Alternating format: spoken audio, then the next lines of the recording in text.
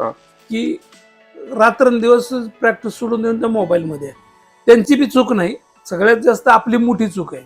आपणही बघतो रात्रंदिवस त्याच्यामध्ये त्या मोबाईलमध्ये पागल झाले लोक. म्हणजे दुसरं काही आपल्या घरची बायको सुद्धा जेवते का नाही हे बी माहिती नाही, खात असलं तर आपण जेवतो का नाही ही पण माहिती नाही. पण एवढं मोबाईलमध्ये सगळ्याला येड लागलेलं आहे. त्याच्यातून मी माझ्या पैलवानाला सांगतो, महाराष्ट्राच्या पैलवानाला, अख्ख्या देशाच्या पैलवानाला, एक ते इंजेक्शन घ्यायची जी सवय लागली ना, ते कदाचित मी एक चांगलं म्हणून, मी एक तुमच्या एक मोठा भाऊ म्हणून, एक बारका भाऊ म्हणून समजा, किंवा तुमच्यासाठी मी एक